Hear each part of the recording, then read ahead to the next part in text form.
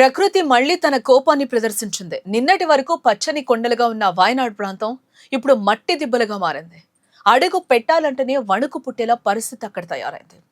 మేపాడి సమీపంలోని కల్లాడిలో నిర్మాణంలో ఉన్న సొరంగ మార్గం ఇప్పుడు విషాదానికి కేర్ ఆఫ్ అడ్రస్ గా మారింది.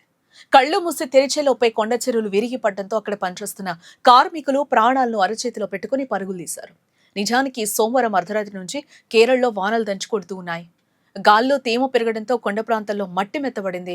మంగళవారం తెల్లవారుజామున ఒక్కసారిగా శబ్దం వస్తూ భారీగా కొండ చర్యలు విరిగిపడ్డాయి. ఆ సమయంలో సొరంగ మార్గం దగ్గర కార్మికులు తమ పనుల్లో బిజీగా ఉన్నారు. ఊహించని పరిణామంతో మట్టి బండరాళ్లు భారీ ఎత్తున పడి ఆ ప్రాంతాన్ని పూర్తిగా కప్పేశాయి. ఒకసారి మీరు వేద టీవీ స్క్రీన్ మీద కూడా చూడొచ్చు. అక్కడ ఏ విధంగా మొత్తం కూడా ఆ మట్టి ఏ విధంగా కింద పడుతుందో కూడా మనకి క్లియర్గా అర్థమవుతుంది. అక్కడ దృశ్యాలు చూస్తుంటేనే వెనులో వణుకుపడుతున్న సిచ్యువేషన్స్ అక్కడ కనిపిస్తున్నాయి. ఆ మట్టి ఎంత ఫోర్స్గా అక్కడ లారీల్ని అంతా కూడా మనకి బయటకు తోసేసిన పరిస్థితి కనిపిస్తుంది.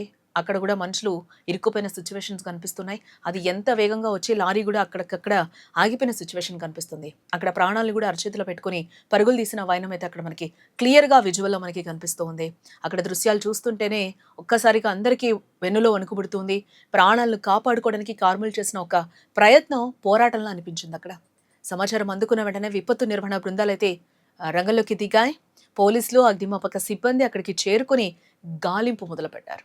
భారీ వర్షం, మట్టి పేరుకుపోయి ఉండడంతో రెస్క్యూ టీమ్స్ కూడా అక్కడ తీవ్ర ఇబ్బందులను ఎదుర్కొంటూ ఉన్నాయి.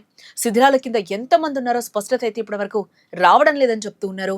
ప్రస్తుతం 5 గాయపడినట్లుగా కూడా ప్రాథమిక రిపోర్ట్స్ అయితే చెప్తూ ఉన్నాయి. ప్రస్తుతానికి మట్టిలో కూరుకుపోయిన వారిని బయటకు తీయడానికి కూడా మెషిన్స్ కూడా ఉపయోగిస్తూ ఉన్నారు. సహాయక చర్యలు కొనసాగుతున్న కొద్దీ మరిన్ని వివరాలు వెలుగులోకి వచ్చే అవకాశం అయితే ఇక్కడ కనిపిస్తూ ఉంది. అటు వాతావరణ శాఖ సూచనలు ఇప్పుడు మరింత ఆందోళన కలిగించేలాగా కనిపిస్తూ ఉన్నాయి. రాబోయే రోజుల్లో వర్షాలు తగ్గవని స్పష్టం చేస్తూ ఉంది. కొండ ప్రాంతాల్లో ఉండే ప్రజలు ఇళ్లను ఖాళీ చేసి సురక్షిత ప్రాంతాలకు వెళ్లాలని హెచ్చరిస్తోంది. కేరళ ప్రభుత్వం కూడా ఎప్పటికప్పుడు పరిస్థితిని పర్యవేక్షిస్తూ ఉంది.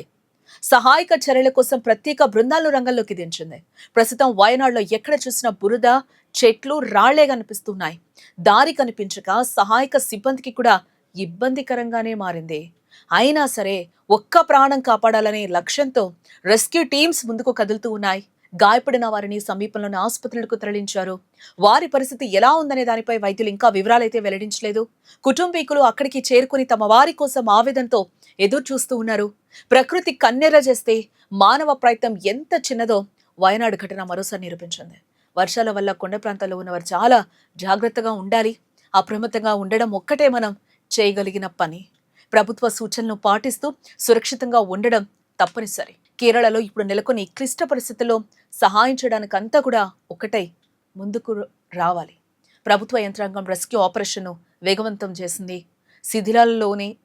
త్వరలోనే శిథిలాల కింద ఉన్న వారి పరిస్థితిపై పూర్తిస్థాయి సమాచారం అందే అవకాశం కూడా కనిపిస్తోంది. ఈ విషాదకర ఘటనపై మరిన్ని అప్డేట్స్ కోసం మా ఛానల్ని ఫాలో అవ్వండి, సబ్స్క్రైబ్ చేసుకోండి.